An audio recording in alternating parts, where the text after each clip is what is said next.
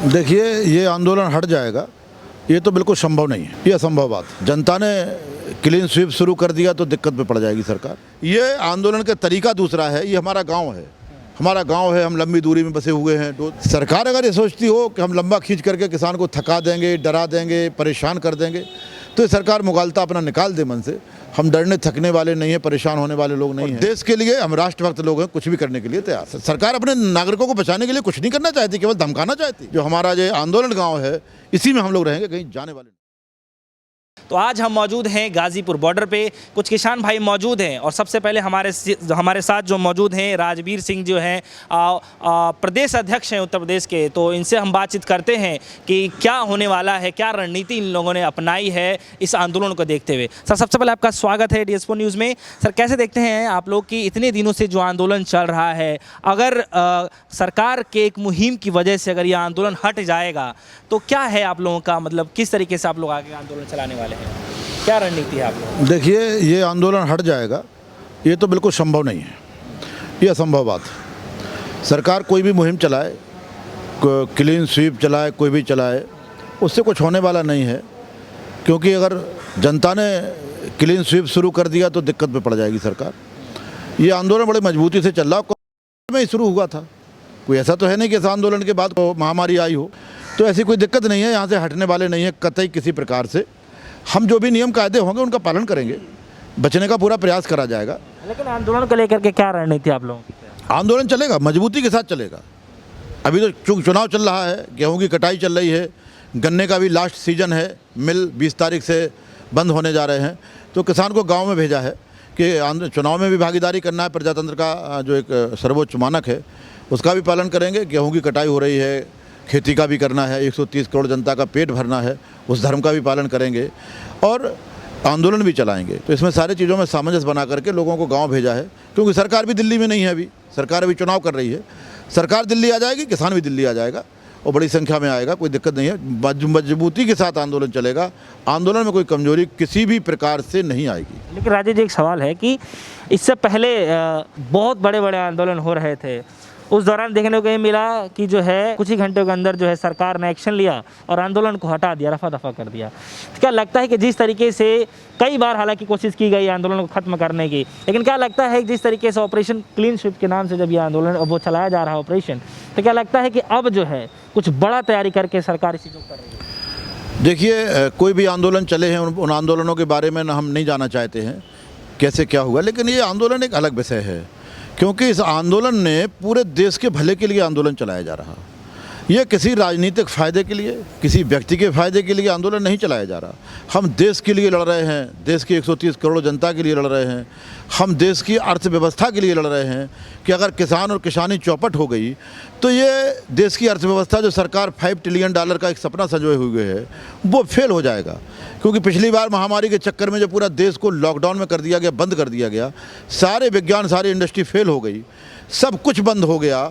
तब किसान की इंडस्ट्री, खेती, एग्रीकल्चर सेक्टर ये बंद नहीं हुआ। किसान मजबूती के साथ खेतों में काम करता रहा। जब से बीमारी चली है, किसान ने जायद की फसल दी, खरीफ की फसल दी और आज रबी की फसल लेकर के किसान सरकार के दरवाजे पे खड़ा है और आधे अधूरे दामों में देने को तैयार खड़ा है। तो 3-3 फसलें हमने निकाल दी, कोई किसान परेशान नहीं हुआ। तो किसी प्रकार के आंदोलन से सरकार जोड़ करके ना देखे, किसी मुगालते में सरकार न रहे। ये आंदोलन का तरीका दूसरा है। ये हमारा गांव है, हमारा गांव है, हम लंबी दूरी में बसे हुए हैं। एक डिस्टेंसिंग के साथ हमारे टेंट तंबू लगे हुए हैं, हम उसके साथ डिस्टेंसिंग के साथ रह रहे हैं। और फिर इस गांव से हटा करके सरकार हमें किसी गांव में तो भेजेगी। ऐसा गांव बता दे सरकार जहां हिंदुस्तान में जहां मतलब कोई महामारी ना जाए कभी भी, तो हमें वहाँ भेज दे। जब यहाँ भी महामारी और वहाँ भी महामारी है, तो हम जहाँ भी हैं मेन उद्देश्य होता है। राजीव जी, ऐसा नहीं हो सकता है कि जो ये आंदोलन है आप लोग इतने दिनों से चला रहे हैं, तो ऐसा नहीं हो सकता है कि सरकार से जो है कुछ समय निकाल के बातचीत करने के बाद कुछ एक नया तरीका निकाला जाए जिससे आप लोगों का आंदोलन भी बरकरार रहे, ठीक है, और जितना आप लोगों ने जो आपके जो किसान भाई जो शहादत दिए हैं उनका शहादत भी बेकार ना जाए और सरकार जो अपना काम भी करती रहे? कुछ ऐसा नहीं, हाँ नहीं, रास्ता बिल्कुल सही, आपने एक बहुत अच्छा महत्वपूर्ण क्वेश्चन है। इस रास्ते पे हम डे 1 से चल रहे हैं। हमें ज़रूरी नहीं था हम आज 4.5 महीने, हमको 5 महीने की तरफ हम बढ़ रहे हैं।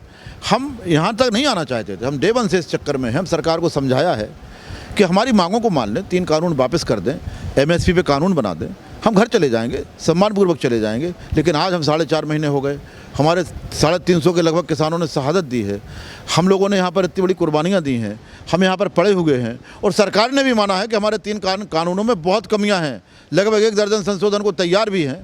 तो सरकार को बड़ा मन दिखाना चाहिए, समझना चाहिए कि ये राजनीतिक लोग नहीं है, कि देश का किसान है, सरकार बनाने वाला किसान है। हम लोगों ने 2-2 बार इनकी सरकार बनाई है, तो हम इस सरकार से मांग करेंगे कि हमारी मांगें मान ले और सम्मानपूर्वक हमको घर जाने दें।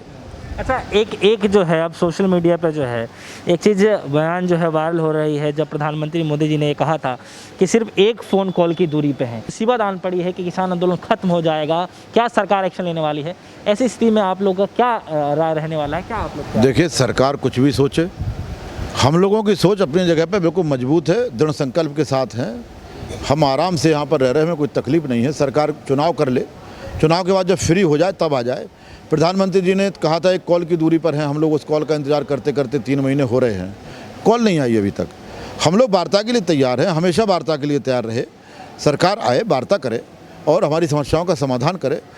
सरकार अगर ये सोचती हो कि हम लंबा खींच करके किसान को थका देंगे, डरा देंगे, परेशान कर देंगे, तो ये सरकार मुगालता अपना निकाल दे मन से। हम डरने थकने वाले नहीं हैं, परेशान होने वाले लोग नहीं हैं।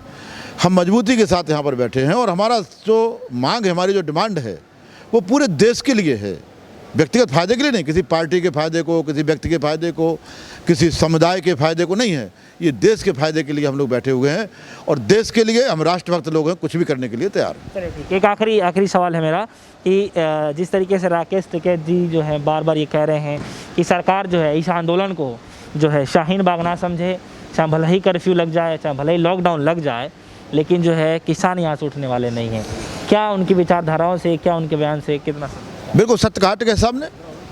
भाई शाहीन बाग जैसी कोई सोच रखते हो तो ना रखें, कर्फ्यू लग जाए, कुछ भी भाई, कर्फ्यू लगेगा, देश में लगेगा, शहर में लगेगा, तो उन प्राणियों को रहने का अधिकार तो होगा। सरकार अपने नागरिकों को बचाने के लिए कुछ नहीं करना चाहती, केवल धमकाना चाहती।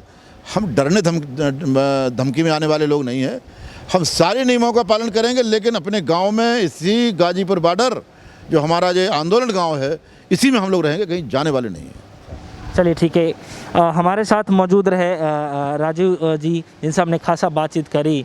और दरअसल जो है कल जो है राकेश टिकैत का साफ तौर पे कहना था मीडिया से बातचीत करते हुए कि जो है यह आंदोलन जो है काफ़ी लंबा चलने वाला है और साथ ही साथ में जो है जिस तरीके से क्लीन स्वीप चलाया जा रहा है कि जो है यह आंदोलन उठ जाएगा, तो उसके लिए भी सरकार की तरफ से जो नुमाइंदे भेजे जा रहे हैं, उसकी जांच पड़ताल की जा रही है, ड्रोन कैमरे से की जा रही, निगरानी की जा रही है।